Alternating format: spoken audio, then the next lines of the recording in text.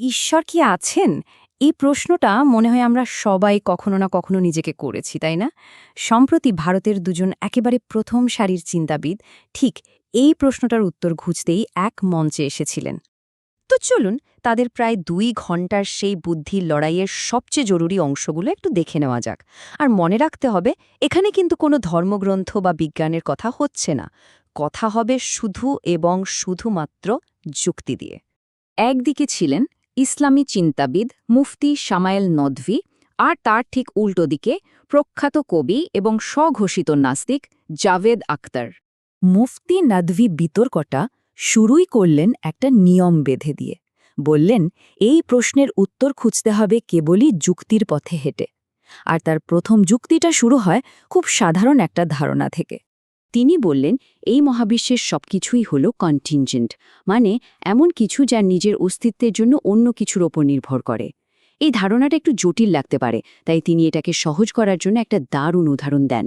ভাবুন, একটা ছোট্ট বল দেখলেই যদি আমাদের মনে প্রশ্ন জাগে যে এটার একজন সৃষ্টিকর্তা আছে, তাহলে এত বিশাল এত জটিল মহাবিশ্বকে দেখে কি সেই একই প্রশ্নটা আরও বড় করে আসা উচিত নয়? মানে ব্যাপারটা কি দাঁড়াচ্ছে? এই যে একের পর এক নির্ভরশীল জিনিসের একটা লম্বা লাইন, এটা তো অনন্তকাল ধরে চলতে পারে না, তাই না? কোথাও না কোথাও তো এর একটা শুরু থাকতে হবে। এমন একটা শুরু যা অন্য কিছুর উপর নির্ভরশীল নয়, একটা অনিবার্য সত্তা। আর মুফতি নদভীর মতে ইনি হলেন ঈশ্বর। এর উত্তরে জাভেদ আখতার কিন্তু সরাসরি যুক্তিটা খণ্ডন করতে গেলেন না, বরং তিনি ধর্মীয় বিশ্বাসের একেবারে গোড়া নিয়েই প্রশ্ন তুলে দিলেন। তার মতে জ্ঞান অর্জন আর আস্থা রাখা, এই দুটো বিষয়ের মধ্যে একটা আকাশ-পাতাল তফাত আছে। জাভেদ আখতারের কাছে বিশ্বাস বা বিলিফ হলো যেটা প্রমাণের উপর দাঁড়িয়ে থাকে, আর অন্যদিকে আছে আস্থা বা ফেথ, যা ধর্ম আমাদের কাছে প্রমাণ ছাড়াই দাবি করে। তার কাছে এই দুটো পথ একেবারেই আলাদা। মুফতি নদভী কিন্তু সঙ্গে সঙ্গেই এই সংজ্ঞার বিরোধিতা করেন। তিনি বলেন, তার আস্থা মোটেই অন্ধ নয়, বরং তিনি একটু আগে যে যুক্তিগুলো দিলেন সেই যুক্তির ওপর ভর করে তার আস্থা তৈরি হয়েছে। এরপরই বিতর্কটা একটা নতুন মোড় নেয়। শুকনো যুক্তির জগৎ থেকে বেরিয়ে এসে পৌঁছায় এমন এক প্রশ্নে যা খুবই ব্যক্তিগত, খুবই বেদনাদায়ক। পৃথিবীতে এত মন্দ, এত দুঃখ কষ্ট কেন?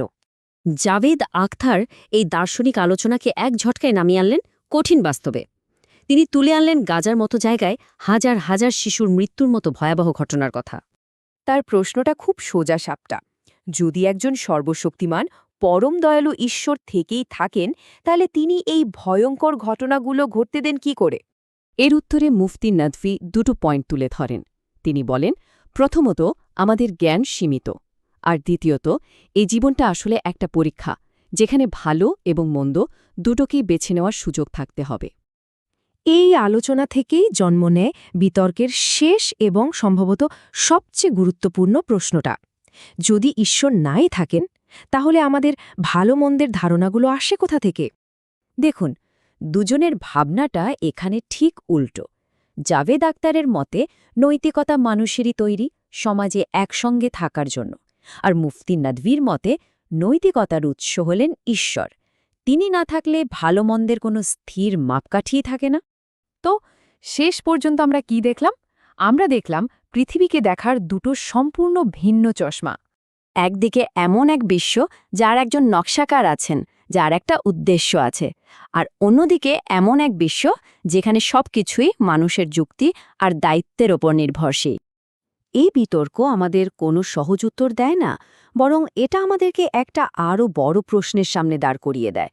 যখন কোনো কিছুরই চূড়ান্ত প্রমাণ আমাদের হাতে নেই, তখন সত্যকে যাচাই করার আসল মাপকাঠিটা কি হবে? এই সিদ্ধান্তটা হয়তো আমাদের নিজেদেরই নিতে হবে।